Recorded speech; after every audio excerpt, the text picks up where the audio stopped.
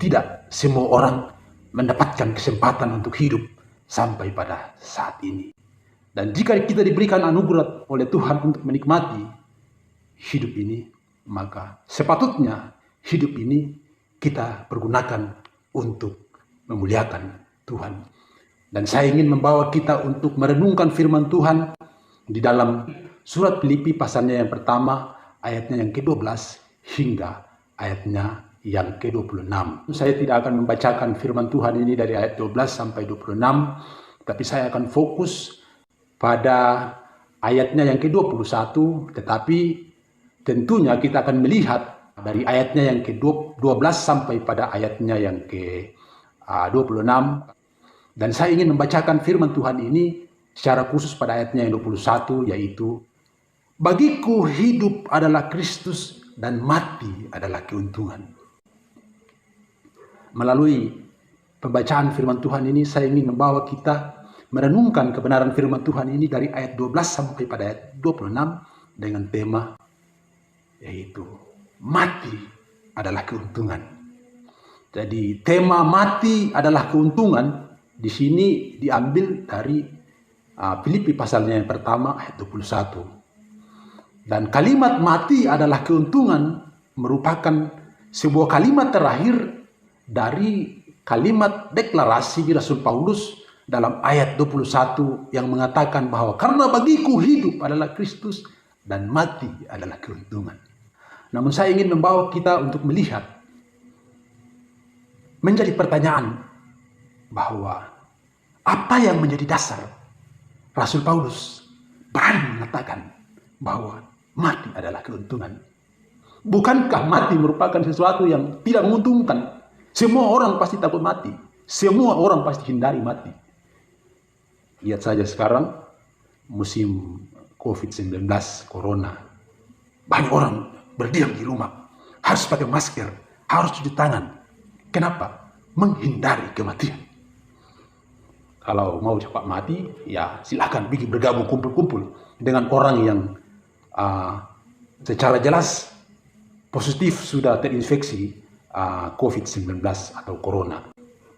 Namun firman Tuhan dalam Filipi pertama, ayatnya yang ke-12 sampai 26 dapat menjelaskan kepada kita alasan mengapa Rasul Paulus dengan berani mendeklarasikan, dan di dalam deklarasi itu kalimat terakhirnya cukup menarik. Bagaimana kalimat terakhirnya? Mati adalah keuntungan. Dan melalui kalimat deklarasi itu kita akan belajar apa yang menjadi alasan sampai Rasul Paulus harus mengatakan bahwa mati itu merupakan sebuah keuntungan. Saya ingin membawa kita untuk melihat satu rahasia yang Rasul Paulus katakan di dalam ayatnya yang ke-12, di mana Rasul Paulus mengatakan seperti ini. Aku menghendaki saudara-saudara supaya kamu tahu bahwa apa yang terjadi atasku ini justru telah menyebabkan kemajuan Injil. Mengapa kematian merupakan sesuatu yang menguntungkan bagi Paulus? Poin pertama, selama hidup Rasul Paulus, Injil mendapat kemajuan. Dia mengatakan, apa yang terjadi atasku justru telah menyebabkan kemajuan Injil. Apa yang menimpa kehidupan Rasul Paulus sebenarnya? Dia dipenjarakan. Ada hal-hal yang membuat Rasul Paulus itu hidup di dalam tekanan. Bukan hari-hari hidup Rasul Paulus itu senang-senang saja. Sampai kondisi di mana Rasul Paulus diperhadapkan dengan kondisi yang mengancam nyawanya sendiri. Tetapi dalam kondisi seperti itu, Rasul Paulus mengatakan, mati adalah keuntungan. Kenapa mati adalah keuntungan? Karena di dalam kehidupan Rasul Paulus, Injil dimajukan. Apa sebenarnya yang menyebabkan Injil dengan hubungan kematian sebagai sebuah keuntungan bagi Rasul Paulus? Rasul Paulus pernah membuka itu rahasia ini di dalam kitab Roma, di mana dia mengatakan bahwa sebab aku memiliki keyakinan yang kokoh dalam Injil, bahwa Injil adalah kekuatan Allah yang menyelamatkan. Bagaimana kehidupan kita saat ini? Apakah melalui kehidupan kita Injil maju-maju, atau justru bikin Injil tambah hancur, Injil mundur? Itu yang seharusnya menjadi catatan bagi kehidupan pribadi kita masing-masing. Mari kita teladani kehidupan daripada Rasul Paulus dengan berani mengatakan bahwa mati adalah keuntungan. Kenapa? Karena dalam kehidupan saya Injil sudah dimajukan. Biarlah melalui kehidupan kita, baik itu di gereja, baik itu di tempat pelayanan, baik itu di keluarga, Injil selalu mendapat kemajuan. Yang kedua, secara khusus di dalam Filipi pasalnya yang pertama ayatnya yang 20. Di sana dikatakan seperti ini. Sebab yang sangat kurindukan dan kuharapkan ialah bahwa aku dalam segala hal tidak akan beroleh malu, melainkan seperti sedia kala, demikian pun sekarang Kristus dengan nyata dimuliakan di dalam tubuhku, baik oleh hidupku maupun oleh matiku. Saya ingin garis bawahi satu kalimat terakhir dari ayatnya yang 20. Di situ dikatakan begini.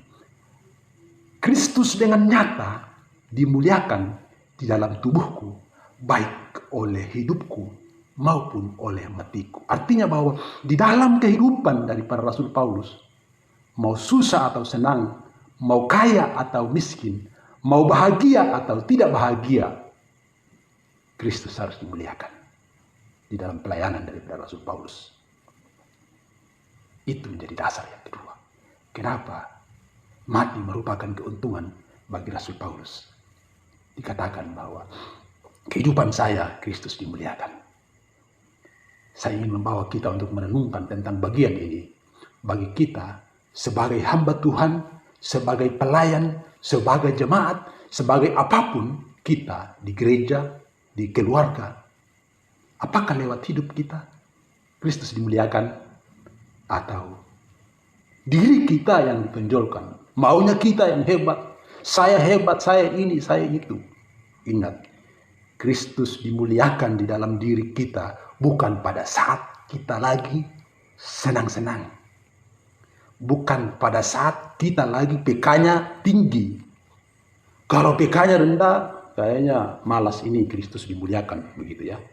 Atau mungkin pada saat di dalam jemaat, di dalam gereja, di mana lingkungan kita berada, kalau kita lagi cocok dengan gembala, cocok dengan pendeta, cocok dengan jemaat, gampang Kristus dimuliakan di dalam diri kita. Tetapi pada saat di mana kita diperhadapkan dengan kondisi yang tidak memungkinkan di dalam pelayanan, mungkin saja pelayanan kita diejek. Mungkin saja kita tidak disukai oleh orang dalam pelayanan. Dan masih banyak hal. Apakah Kristus masih dimuliakan di dalam diri kita?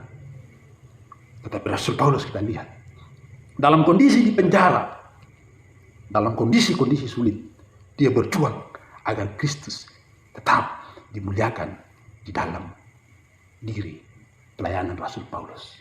Dimanapun kita berada, yang pertama yang harus kita lihat bahwa Injil harus maju. Dan yang kedua adalah Kristus harus dimuliakan. Dengan adanya begitu, deklarasi yang pernah diucapkan oleh Rasul Paulus, bagiku hidup adalah Kristus dan mati adalah keuntungan, bisa menjadi deklarasi kita juga. Biarlah renungan firman Tuhan yang singkat ini menjadi kekuatan bagi kehidupan kita. Terima kasih.